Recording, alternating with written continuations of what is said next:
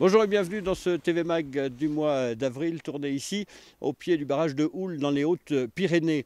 On va parler de l'hydroélectricité. 15% de l'électricité consommée en France est produite grâce à l'eau.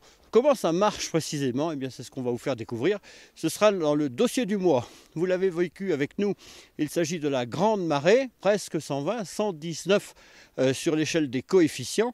Qu'est-ce que cela a fait et surtout comment ça marche une marée? Est-ce que la marée est haute chez nous et basse aux États-Unis ou basse partout? Vous découvrirez ça tout de suite dans les brèves.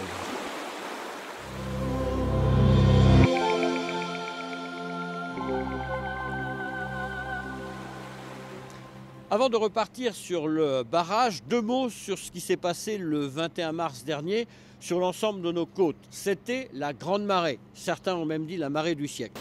Alors, une marée, ça se passe comment? C'est un mouvement d'eau maritime, évidemment, qui afflue sur nos côtes. Alors, il y a des petites marées, des grandes marées. Pourquoi est-ce que cela change?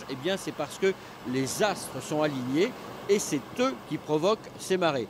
Plus les astres sont alignés, c'est-à-dire plus ils sont dans l'axe l'un et l'autre, c'est-à-dire le Soleil et la Lune, plus les marées sont grandes.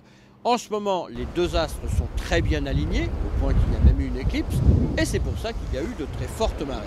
Autre question, et c'est un petit rappel pour tout le monde, quand la marée est haute en France, elle est donc basse aux États-Unis, c'est ce que certains pensent.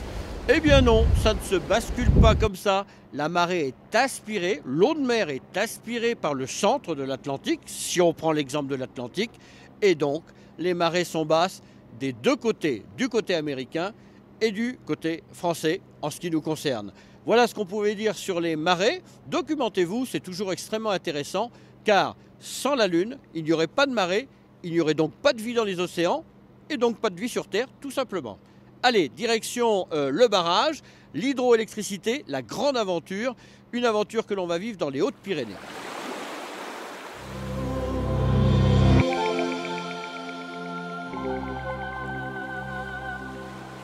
On poursuit notre itinéraire dans l'univers de la transition énergétique et nous voilà dans le monde de l'hydraulique. 15% de l'électricité produite en France vient de cette production d'électricité faite avec des barrages, des retenues d'eau et donc de l'eau.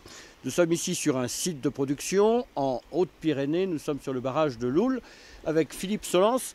Vous êtes le directeur d'exploitation ici. C'est un barrage qui a été construit il y a longtemps déjà. Tout à fait. Le barrage de Loul a été construit à partir de 1910 pour électrifier les lignes de chemin de fer. Alors aujourd'hui, il appartient à la CHEM, qui est une entreprise, on va dire privée, et qui revend son électricité à EDF. Il y a beaucoup de sites.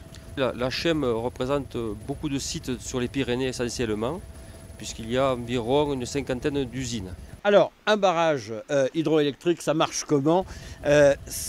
D'abord, on retient l'eau, et puis on la laisse partir et on fait tourner des turbines. Mais on ne fait pas tourner qu'une fois.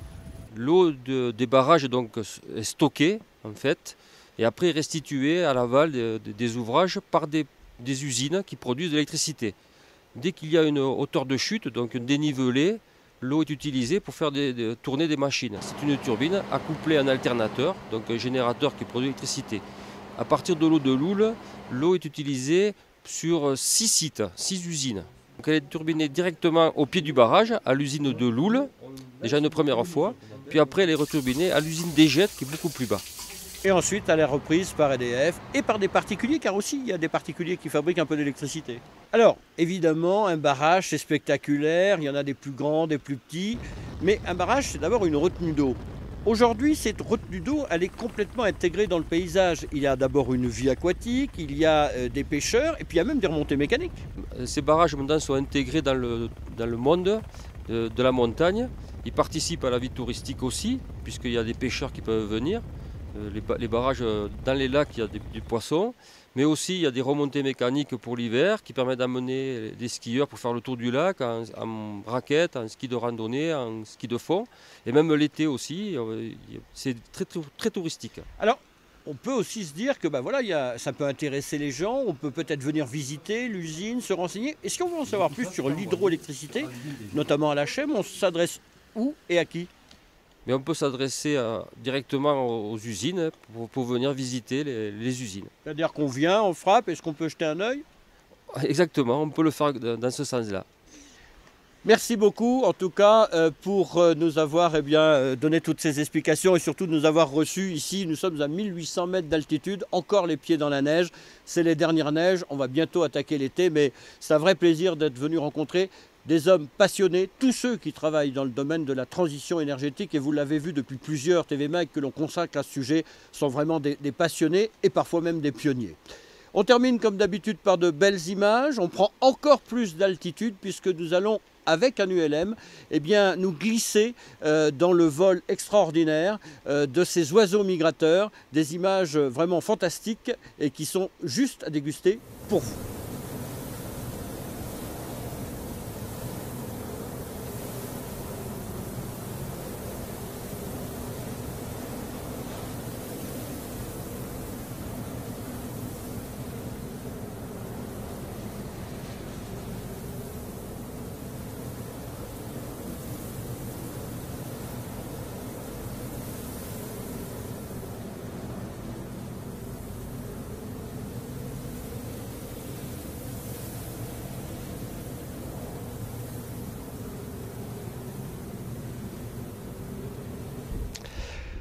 Voilà, c'est terminé pour ce TV Mag du mois d'avril. On se retrouvera évidemment pour de nouvelles aventures au mois de mai. Merci à tous ceux qui m'ont aidé à préparer ce TV Mag, et notamment à toute l'équipe de la chaîne qui nous a reçus ici sur le barrage de Loul.